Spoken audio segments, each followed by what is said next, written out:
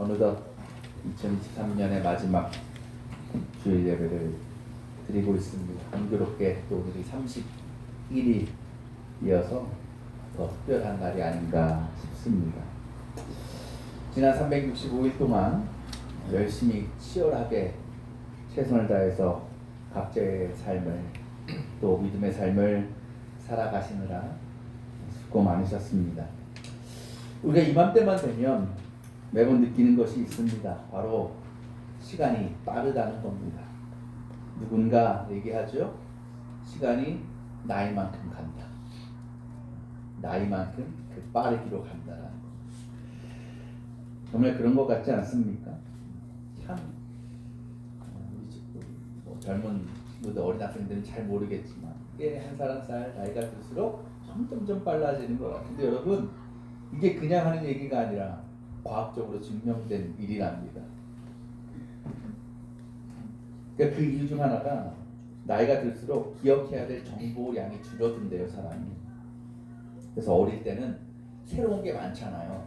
그러다 보니까 그 새로운 것들을 많이 기억하게 된다. 기억할 게 많아진다는 겁니다. 근데 나이가 들면서 새로운 게 별로 없어집니다. 다 익숙해져 버립니다. 그러다 보면 이제 기억할 것이 적어지게 돼요. 그래서 그렇게 되면 시간이 빨리 흐른다고 느껴진다라는 거예요. 예를 들면 이런 겁니다. 우리가 뭐 운전을 하거나 걸어서 어디 길을 찾아갈 때에 처음 가는 데 있잖아요. 처음 가는 데를 간다고 하면 가깝게 느껴집니까? 멀게 느껴집니까? 참 멀게 느껴져요. 처음 갈 때. 그런데 그 길을 매번 다니고 익숙해지면 어느 순간 멀다는 생각이 안 들잖아요. 가깝다고 느껴져요. 왜? 거리는 똑같대. 시간은 똑같아요. 왜? 익숙해졌기 때문에 가깝다고 느껴진다는 겁니다. 뭐 빨리 지난 것 같든 느리게 지난 것 같든 어쨌든 우리는 어떻게 지냈는지 모르는 그 1년의 세월을 그렇게 살아왔습니다. 이렇게 우리가 시간을 따라 산다라는 것, 세월의 흐름을 따라 산다라는 것이 여러분에게 어떤 의미인지 모르겠습니다. 또 이제 곧 맞이할 새해가 여러분에게 어떤 마음을 가지고 여러분이 그 새해를 바라보고 있는지도 모르겠습니다. 어떤 분들은 참 기대하고 소망 가운데 새 한 해를 맞이하실 분이 계실 것이고 반면에 또 누군가에게는 그게 별로 반가운 일만은 아닐 거라는 생각도 듭니다.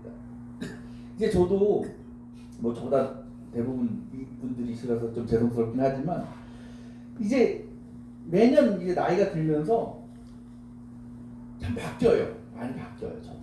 그러니까 제일 많이 바뀌는 게 똑같이 먹는데 살이 더 찌는 것 같아요. 똑같이 운동하는데 살이 덜 빠져요. 뭐 기초대사량이 떨어져서 그럴 수도 있겠지만 예전에 그래도 많이 먹어도 다음날 운동하면 금방 빠지고 그러는데 요새는 쉽지 않아요. 그러니까 어떻게 돼요? 더 열심히 운동해야 돼요. 더 열심히 관리해야 되는 겁니다. 확실히 체력도 20대, 30대만 못해요. 근데 그건 자연스러운 현상입니다. 우린 나이가 들수록 점점 인간의 몸은 약해지기 때문에 기능이 떨어지기 때문에 그렇게 생각하면 우리가 앞으로 다가올 그 미래는요 어떻게 보면 우리가 할 수 있는 일보다 할 수 없는 일들이 점점점 많아질 거예요. 그렇게 생각해 볼 때 여러분 한 해를 맞이한다라는 것이 그렇게 반가운 일만은 아닐 수 있어요. 때로는 누군가에게는 두려운 일이 될 수도 있고 걱정스러운 일이 되기도 한다라는 거예요. 예수님께서 이 땅에 태어나시기 전에 유대인들이 메시아를 얼마나 기다렸습니까? 그들은 늘 이렇게 생각했죠. 우리만이 선택된 백성들이다. 그리고 메시아가 오시면 그 메시아를 통해서 우리가 세상을 지배하는 민족이 될 것이다. 그러면서 그 메시아가 다윗의 자손에 걸맞도록 세상을 지배하고 세상을 통치하는 왕이 되시고 그래서 과거의 이스라엘의 영광을 재현하시거나 아니면 하나님께서 무언가 초자연적이고 신비한 방법으로 메시아의 능력을 보여주실 걸 기대했어요. 그런데 이들과는 대조적으로 하나님의 때를 기다린 사람들이 있었습니다. 그들은 다른 유대인들처럼 호들갑 떨지도 않고 흥분하지도 않고 통치자로서의 메시아를 기대하지도 않았습니다. 이들은 그저 조용히 차분하게 침묵하며 그날을 기다렸습니다. 그 대표적인 인물이 바로 오늘 말씀에 등장하는 안나라는 사람입니다. 오늘 본문 짧은 본문 읽었지만 오늘 말씀 보면 이 안나를 이렇게 소개합니다. 결혼생활 7년 만에 남편을 잃어 과부가 된 현재 84살의 예언자였다. 당시에 대부분의 여성들은 10대 중반에 시집을 갔다고 합니다. 그렇게 보면 한 20대 간 넘어서 남편을 잃어버리게 된 것이고 지금 84살이라니까 60년 넘게를 과부로 살아온 겁니다. 성경을 보면 하나님께서 특별하게 긍휼을 베푸시는 두 집단이 나오죠. 누굽니까? 고아와 과부예요. 이 말이 어떤 의미겠습니까? 세상에서 가장 불쌍하고 비참하고 불행한 존재가 그런 사람들이었다라는 겁니다. 안나가 그랬다라는 거죠. 여러분 84세의 과부 할머니의 모습을 한번 상상해 보십시오. 아마도요 크고 작은 질병은 다 달고 살았을 겁니다. 여기저기 안 아픈 곳이 없었을 겁니다. 또 주변에서는 돌봐줄 사람이 없어서 홀로 독수공방하면서 외롭게 살았을 겁니다. 그런 84세 과부 안나의 삶에 앞으로의 인생에 무슨 희망이 있겠습니까? 그저 죽지 못해 사는 인생 아니었을까요? 요새 저희 할머니께서 만날 때마다 이런 말씀 하셔요. 요새 또 몸이 또 안 좋으십니다. 야 참아 사는 게 힘들다. 산다는 게 힘들다. 그런 마음 아니었겠어요? 안나도 사실 인간적으로 보면. 그리고 성경은요 오늘 말씀 보면 안나에 대해서 이렇게 자세하게 기록해놨어요. 그러니까 안나라는 여예언자가 있었다 라고 하면 될 것을 그가 언제 결혼했는데 언제 남편을 잊고 몇 년을 과부로 살고 이게 다 의도가 있는 거예요. 왜? 그의 현실이 그렇게 비참했다라는 거. 현실의 모습만 보면 뭐 예언자라고 해도 여러분 예언자 할아버지라도 그가 지금껏 살아온 인생 그리고 지금의 상황 앞으로 살아갈 날들을 생각하면 메시아 오는 게 뭐 그렇게 영향을 끼치겠습니까? 도움이 될 것 같습니까? 오시거나 안 오시거나 별로 상관이 없을 것 같은 인생인 거예요. 보통 사람들 같은 어떻게 살아갔을까요? 안나와 같은 상황에서 아마도 나는 왜 이렇게 살아가? 늘 자신의 삶을 한탄하고 좌절하고 절망하며 살지 않았겠습니까? 그저 죽을 때만을 기다리면서 근근히 하루하루 버티는 삶을 살지 않았을까요? 근데 오늘 말씀에 안나는 그렇게 살지 않았음을 우리가 볼 수 있습니다. 안나는 어떻게 살았다고요? 38절에 하나님께 감사를 드리고 구원을 기다리는 모든 사람에게 예수의 탄생 이야기를 말하였다라는 겁니다. 그래요, 안나는 늙은 과부였어요. 육신은 점점 쇠약해지고 모든 희망과 생명이 사라지는 때를 보내고 있었습니다. 그런 상황에서 그저 시간에 자신을 맡기고 흘러가는 대로 의미 없이 목적 없이 살아가거나 아니면 자신의 그 불행한 현실을 자책하면서 또 더 나아가서 하나님을 원망하면서 모든 것을 포기한 채 살아갈 수도 있었습니다. 하지만 안나는 오히려 감사하며 살았다. 기뻐하며 살았다라는 겁니다. 뿐만 아니라 늘 많은 사람들에게 가서 예수님이 오신다고 메시아가 오실 것이라고 선포하며 살았다라는 겁니다. 그런 그의 모습을 보면 84세 과부 할머니의 모습이 아니라 20대, 30대 열정적이고 활기가 넘치는 청년의 모습과 같았을 겁니다. 어떻게 안나는 그렇게 비참하고 소망 없어 보이는 현실 속에서 그런 인생을 살아갈 수 있었을까요? 37절에 우리는 그 이유를 발견할 수 있습니다. 이렇게 기록되어 있습니다. 그는 성전을 떠나지 않고 밤낮으로 금식과 기도로 하나님을 섬겨왔다. 여기서 우리는 안나의 삶의 두 가지 대표적인 모습을 발견합니다. 하나는 성전을 떠나지 않았다라는 겁니다. 여기서 성전은 건축물로서의 교회라기보다 예배를 의미한다고 할 수 있습니다. 곧 안나는 예배의 자리를 지켜왔던 사람이었다라는 겁니다. 무슨 일이 있어도 하나님께 예배하는 것을 쉬지 않았습니다. 때로는 몸이 아프고 피곤하고 다른 할 일이 있어도 예배 자리를 사수했습니다. 또 뒤에 뭐라고 나옵니까? 밤낮으로 금식과 기도했다.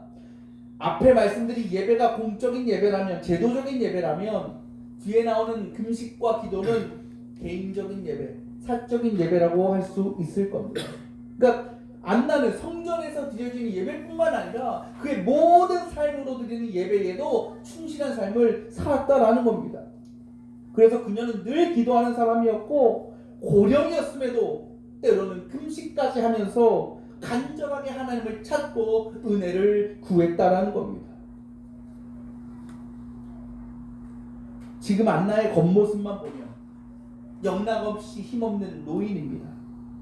또한 과부로서 60년 이상을 살아왔던 그의 삶의 형편을 보면 참 불쌍하고 안타까운 인생 같습니다. 그러나 그러한 현실 속에서도 안나의 마음 가운데 늘 감사가 충만하고 또한 예언자로서 세상을 향하여 복음을 선포하는 일을 열심히 감당할 수 있었던 것은 그가 예배와 기도의 삶을 통해서 하나님이 허락하시는 기쁨과 평안을 날마다 누리며 살았기 때문이라는 거죠. 여러분, 올 한 해 지나온 날들 한번 돌아보시길 바랍니다. 아마 여러분에게도 말 못할 문제와 어려움들이 많았을 겁니다.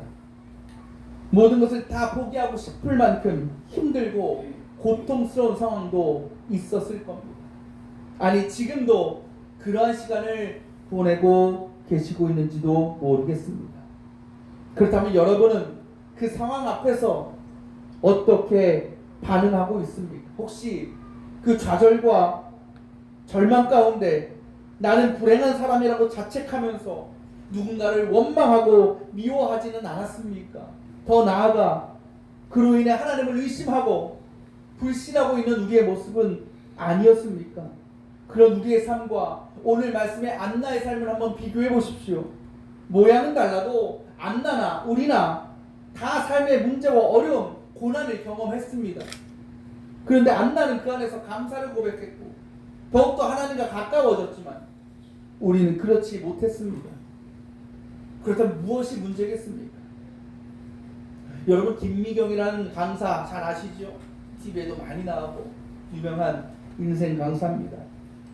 그분의 한 강의에서 이런 말을 했습니다. 인생은 사건 중심이 아니라 해석 중심으로 흘러간다. 뭐라고요? 인생은 사건 중심이 아니라 해석 중심으로 살아간다. 이 말이 무슨 뜻일까요? 바로 우리가 앞으로 만나게 되는, 또 우리가 살아가는 인생의 방향은 우리가 만나는 어떤 특정한 사건이나 현상이나 경험 자체가 아니라 우리가 그것을 어떻게 바라보고 있는가, 어떻게 해석하고 있는가, 어떻게 반응하고 있는가에 따라서 결정된다는 겁니다. 여러분, 우리는 한참도 몰라요.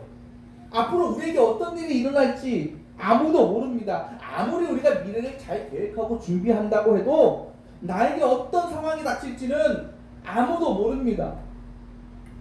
물론 우리에게 좋은 일이 생길 수 있죠. 뜻하지 않게 세상이 말하는 행운이 찾아올 수도 있습니다. 그 반대의 경우는 없겠습니까? 생각지 못한 고난과 역경과 환난을 만날 수도 있는 겁니다.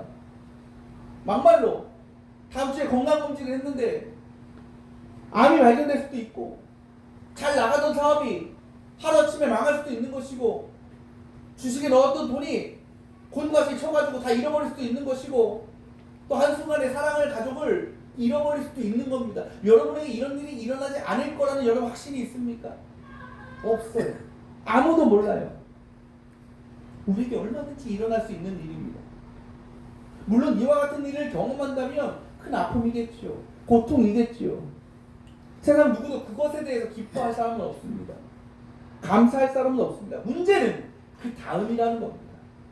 곧 전혀 예상치 못한 고난과 환난, 그 삶의 현실 이후의 삶에 대한 것이다. 분명한 것은요, 앞으로 우리의 인생은 말씀드린 것처럼 혹 여러분이 만나는 고난과 어떤 문제들, 그것이 아니라 그것을 우리가 어떻게 해석하느냐에 따라서 우리 인생이 달라지게 된다는 겁니다. 누구나 병에 걸릴 수 있습니다. 그러나 병에 걸린 다음에 해석이 중요한 겁니다. 누구나 망할 수 있습니다. 그러나 그것 이후의 삶을 우리가 어떻게 해석해 나가느냐는 우리의 몫인 거라는 겁니다. 우리가 만나게 되는 모든 사건들은요, 내 마음대로 결정된 것은 아니에요. 내 뜻대로 만난 것은 아니지만, 그러나 그 이후에 내가 어떻게 살아갈지, 그 사건의 방향이 어디로 흘러가게 되는지는 전적으로 그에 대한 우리의 반응과 해석으로 결정된다는 것을 그 김미경 씨가 이야기하고 있는 겁니다. 여러분, 만약에 사건이 우리의 삶의 방향을 결정한다면, 우리가 만나는 고난 자체가 우리의 삶을 결정한다면, 이 세상에 큰 병에 걸린 사람, 사업 망한 사람, 주식 때문에 돈 잃은 사람, 가족을 잃은 모든 사람들은 다 불행하게 살아야 되겠죠. 다 피폐한 삶을, 황폐한 삶을 살아야 되겠죠. 근데 정말 그렇습니까? 우리가 조금만 관심을 찾아보면, 그렇게 힘들고 어려운 일을 만났음에도 그것을 잘 극복하고 그전보다 더욱 충실하게 열심히 자신의 삶을 감당하고 또 그 안에서 기쁨과 감사를 누리는 사람이 있어요, 없어요? 있다. 무엇이 그 차이를 만드는 것입니까? 그 인생이 사건 중심인가 아니면 해석 중심인가라는 겁니다. 여러분의 인생은 어떻습니까? 지난주 우리 영현이 다 카톡 보셨죠? 시험 떨어졌어요. 70점인데 69점 맞아서 떨어졌어요. 한 50점 맞아서 떨어지면 억울하지도 않죠. 1점 때문에 떨어지는 거야. 보통 터지죠. 얼마나 절망스럽습니까? 자신에 대한 자책도 있을 것이고 또 왜 하필 커트라인에 올라가가지고 주최 측에 대한 한탄과 불만도 있을 것이고 얼마나 오랫동안 열심히 준비했는지 여러분 아시잖아요. 1점 때문에 떨어져? 이거는 받아들일 수 없는 현실입니다. 충분히 고난과 절망에 빠질 수 있는 현실입니다. 물론 실망했겠죠. 본인이 얘기한 것처럼 섭섭하겠죠. 하지만 여러분이 그 카톡을 보면서 아셨지만 오히려 영현이는 그것을 통해서 또 새로운 기대를 갖고 또 소망을 갖게 되었다고 고백하지 않았습니까? 좋은 경험이었다고. 이것을 통해서 내가 더 앞으로 하나님께서 보여주시는 일들을 잘 감당할 수 있을 것이라고 그렇게 고백하지 않았습니까? 그것이 뭐예요? 그 사건을 믿음으로 해석한 거예요. 아마 하나님께서는 영현이가 시험에 합격한 것보다 떨어졌지만 하나님 앞에 그렇게 고백한 것을 더 기뻐하셨을 겁니다. 여러분의 인생은 어떻습니까? 무엇이 지금 여러분의 삶의 방향을 결정하고 이끌어가고 있습니까? 우리가 만나는 그 사건입니까? 아니면 그것을 해석하는 여러분입니까?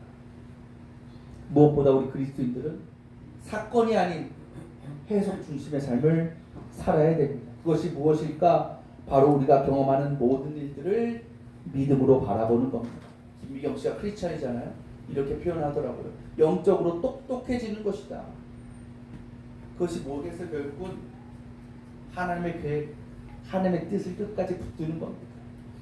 현실을 바라보는 것이 아니라 이 현실을 통해서 하나님께서 또 새롭게 이끌어 가시는 놀라운 일들을 기대하고 소망하는 것이 영적으로 똑똑한 사람의 모습이고 믿음으로 그것을 해석하는 모습이라는 겁니다. 그건 대단한 기술이 필요한 게 아니에요. 거창한 게 뭐가 필요한 게 아니라 하나만 있으면 됩니다. 그것이 뭘까요? 하나님이 나와 함께 하신다라는 거. 하나님이 나와 함께 하신다라는 거. 하나님이 여러분과 함께 하신다라는 그 하나만 갖고 있으면 됩니다. 그래서 우리가 만나는 고통과 아픔 가운데 야 이거 하나님이 심판하시는 거 아니야? 저주 아니야? 하나님이 나를 떠나셨다는 증거를 찾는 게 아니고 그때 나를 다시 살리시고 회복시키실 그 하나님의 사랑 그리고 반드시 그 일을 이루실 것에 대한 기도와 소망을 발견하는 겁니다. 여러분, 저도 뭐 오래 살진 않았지만 다들 경험 느끼실 거예요. 인생은 마치 롤러코스터 같아요. 올라갈 때가 있으면 내려갈 때도 있고, 내려갈 때가 있으면 올라갈 때도 있어요.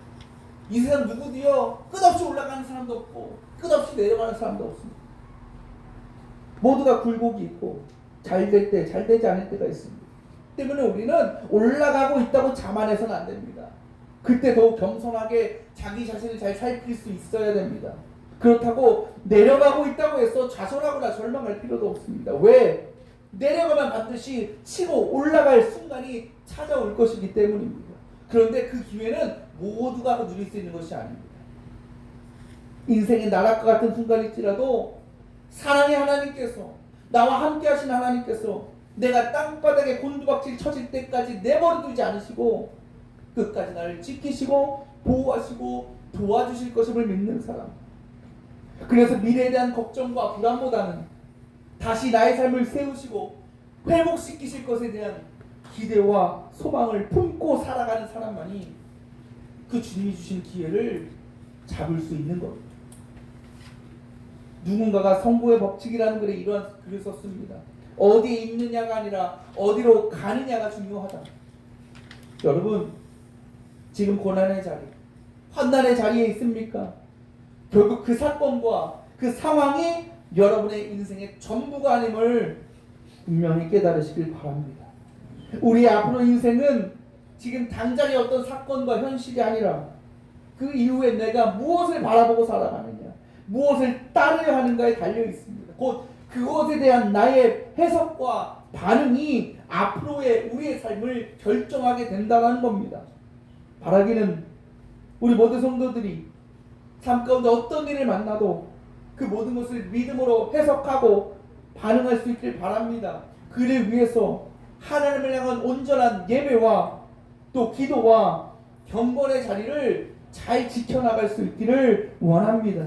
그때부터 우리 인생은 다시 새롭게 시작되는 것입니다. 사랑하는 여러분, 올 한해 힘들고 어려운 일들이 많았습니까? 혹시 아직도 그 고통 가운데 머물러 계십니까? 그런 우리를 위해서 하나님께서 새로운 한 해를, 또 날마다 새로운 하루를 선물로 허락해 주십니다. 그 모든 날들이 예배와 기도, 그리고 우리의 삶과 영혼이 놀랍게 회복되는 하나님의 은혜로 채워지기를 소망합니다. 그러다 보면 우리는 어느새 안나와 같이 우리의 모든 상황과 환경 가운데 늘 하나님을 찬양하고 기뻐하며 감사로 충만한 삶을 살아가실 수 있을 것입니다. 그렇게 이제 지나간 일들은 다 털어 하나님께서 예비하신 새로운 은혜의 2024년을 기쁨으로 맞이할 수 있는 우리 모든 성도들이 다 되시기를 주님의 이름으로 축원합니다.